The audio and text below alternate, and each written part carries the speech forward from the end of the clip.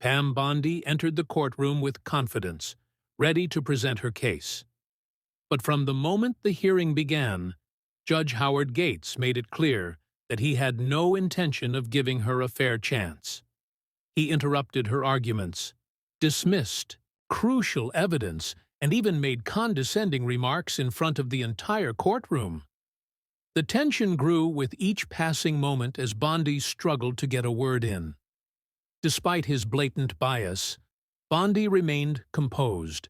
She had come prepared for a battle, and she wasn't about to back down. As the judge continued his attempts to undermine her, she decided it was time to reveal what she had been holding back all along.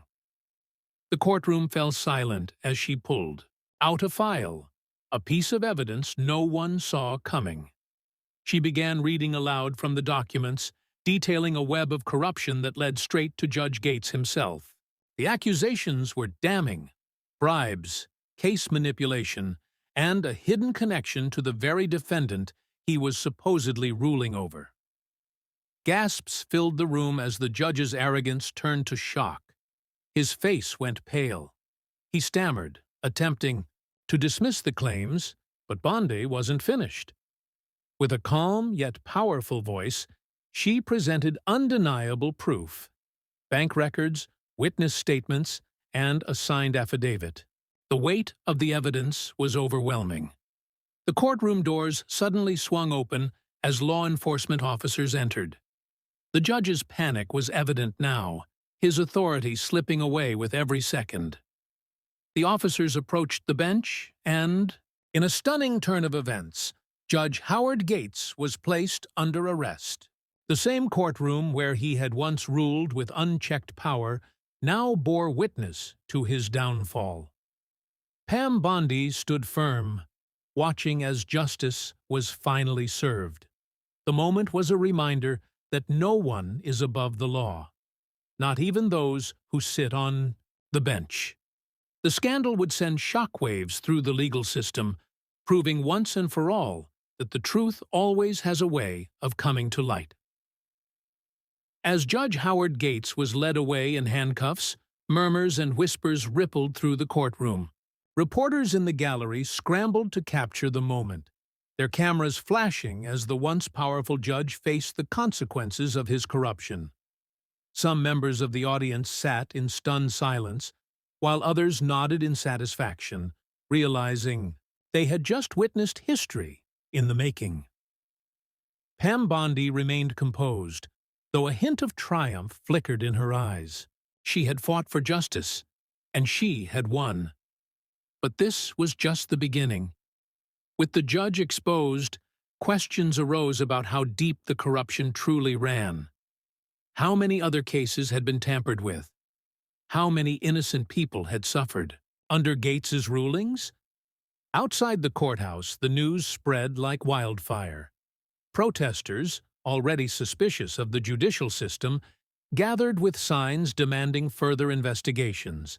Officials had no choice but to launch a full-scale inquiry, digging into Gates's past rulings, financial records, and connections to powerful figures. Meanwhile, Bondi addressed the press. Standing before a sea of microphones, she spoke with the same confidence that had carried her through the trial. "This is not just about one corrupt judge," she declared. "This is about ensuring that our justice system remains fair, honest, and free from those who seek to exploit it for personal gain." As reporters shouted questions, one thing was clear: this case was far from over. Investigators were already uncovering new leads, and rumors swirled about other high-profile names being implicated. The fight for justice had only just begun, and Pam Bondi was ready to take on whatever came next. Somewhere in a cold, dimly lit holding cell, Judge Howard Gates sat in silence, his mind racing. He had ruled over so many lives, believing himself untouchable. Now he was on the other side of the law, awaiting his own trial, a trial that would determine just how deep his betrayal had gone. As Judge Howard Gates sat in his holding cell, the weight of his downfall pressed heavily on him. His once powerful name was now being dragged through the mud in headlines across the country. News networks ran non-stop coverage of his arrest, dissecting every detail of the corruption scandal. Former defendants who had suffered under his rulings came forward, demanding their cases be reviewed. Meanwhile, Pam Bondi wasn't finished. She knew that Gates had not acted alone. With her legal team, she began compiling evidence that pointed to a network of corruption within the judicial system. Bribes, case rigging, and backroom deals, it was all there, hidden in plain sight. If Gates had abused his power, how many others were doing the same? The scandal reached the highest levels of government, forcing officials to take action. An emergency review of past cases overseen by Gates was launched. Several convictions were overturned as new evidence of misconduct surfaced. Some of Gates's closest associates, other judges, lawyers, and even politicians began distancing themselves, afraid of being implicated. But it was too late. Investigators had already begun looking into their connections. The courtroom that had once been Gates's domain was now the setting for his own trial. Cameras flashed as he was led in, shackled, his once pristine robes replaced by an orange jumpsuit. He sat before a new judge, a fair and impartial one this time, who listened as prosecutors laid out the case against him. Bondi watched from the gallery, knowing that this was more than just one man facing justice. This was a message to everyone who thought they were above the law. The trial was swift, the evidence overwhelming. Witnesses testified against him, former colleagues, bribed officials, even those he had once sentenced unfairly. The verdict came quickly, guilty, on all counts. The moment the judge announced the sentence, a wave of relief spread through the IDE courtroom. Gates was handed a decades-long prison term, ensuring he would never abuse his power again. Outside, Bondi addressed the media once more. "This is just the beginning," she said. "We must remain vigilant and continue fighting for a justice system that serves the people, not the powerful." As the crowd cheered, she knew her work was far from over. There were more battles to fight, more truths to uncover. But for now, she had done what many thought was impossible. She had taken down a corrupt judge and restored faith in the very system he had tried to manipulate.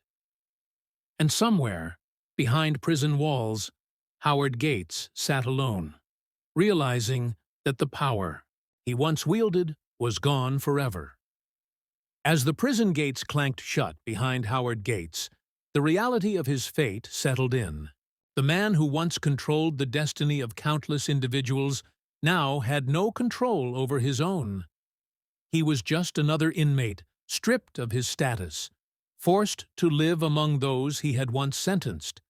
Some of the very people he had, wrongfully, convicted were now his fellow prisoners, and they did not forget.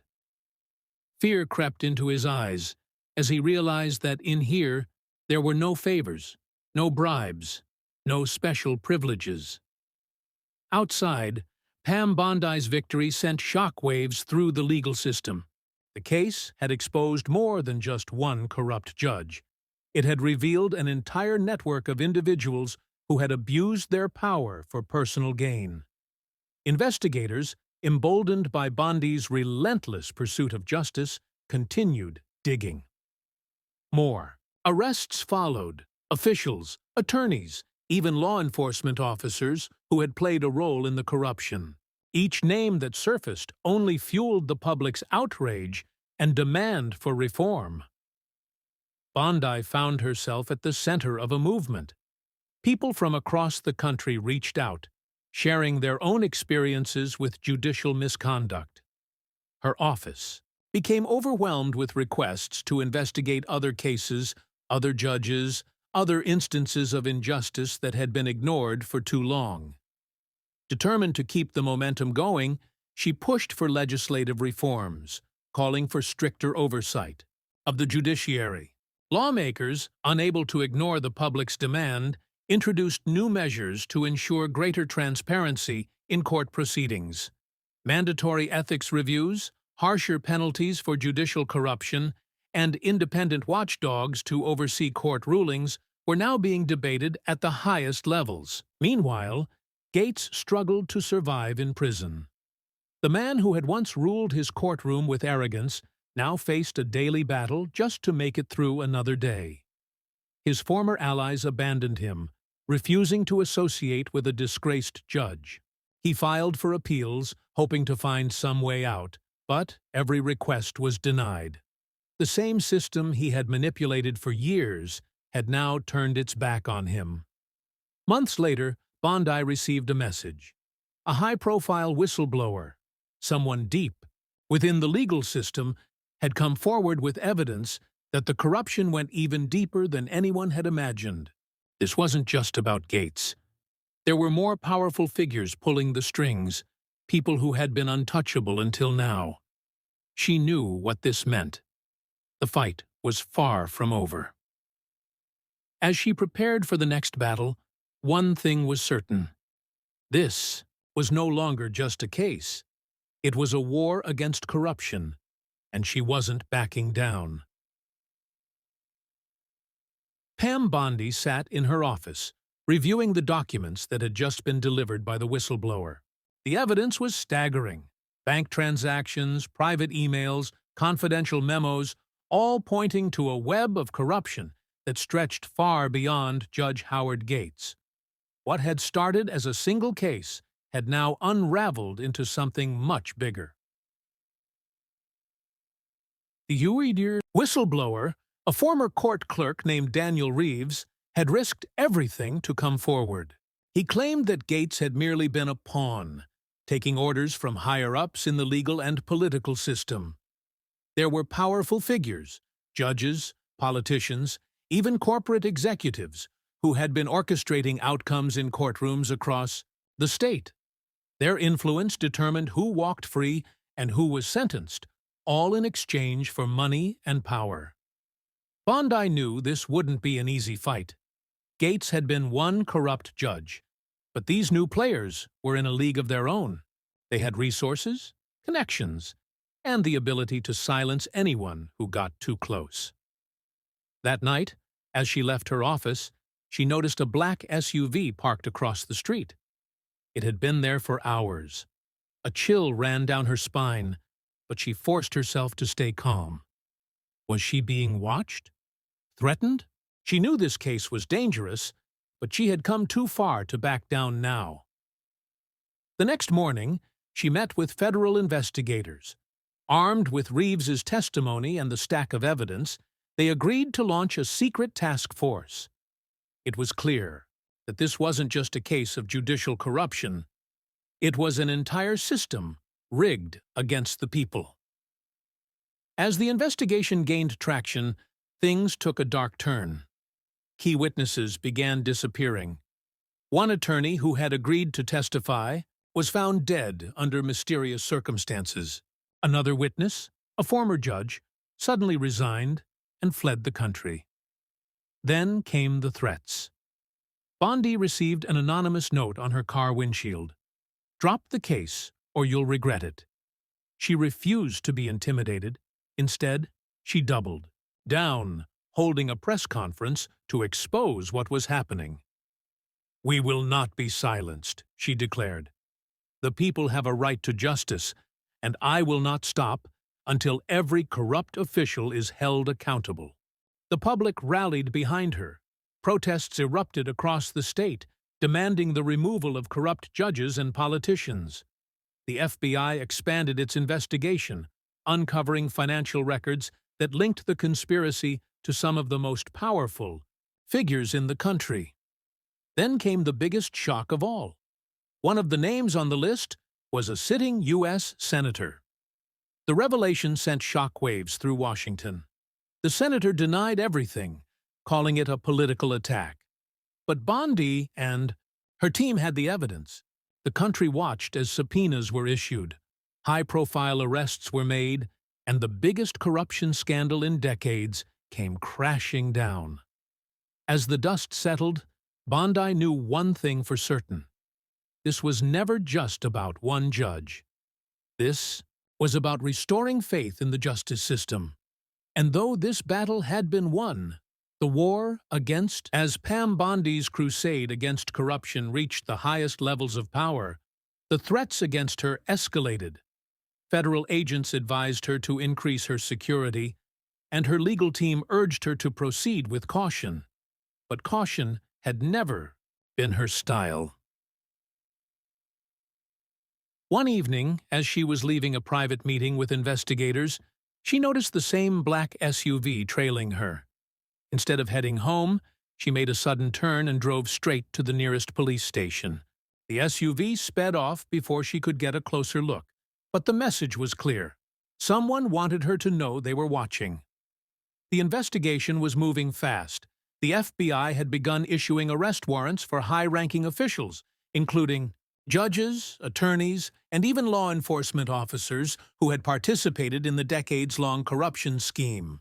The scandal dominated the news, with reporters uncovering shocking details about backdoor deals, rigged court cases, and the millions of dollars exchanged in bribes.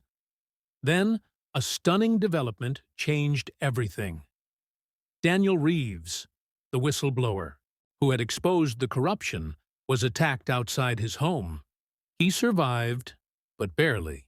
As he lay in the hospital, he whispered one final warning to Bondi. "There's a name missing from the list. The real mastermind." Bondi's blood ran cold. She had assumed they had already uncovered the top players in the scheme. But Reeves insisted there was someone more powerful, someone who had been pulling the strings from the very beginning. Before he could say more, his condition worsened, and he was rushed into emergency surgery. Determined to uncover the truth, Bondi and her team went back through the files, searching for any name that had been overlooked. And then they found it. A single email buried deep within the evidence, linking a powerful billionaire, someone who had funded political campaigns, owned media outlets, and had deep ties to Washington, to the entire operation. This wasn't just a corrupt judge or senator. This was a man with near unlimited resources, someone who could buy his way out of almost anything.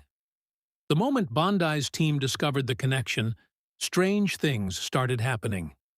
Key evidence in the FBI's possession mysteriously disappeared.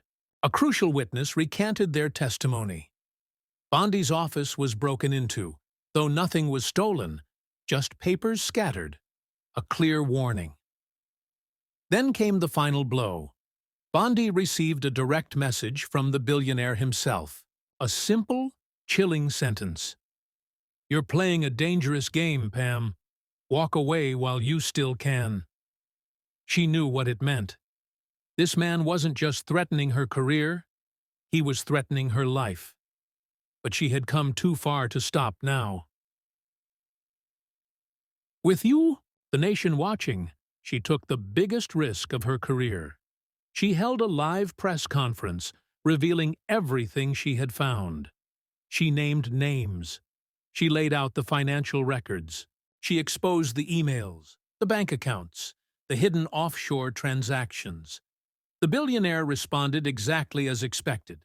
He denied everything, called it a conspiracy theory, and threatened to sue. But the pressure was mounting.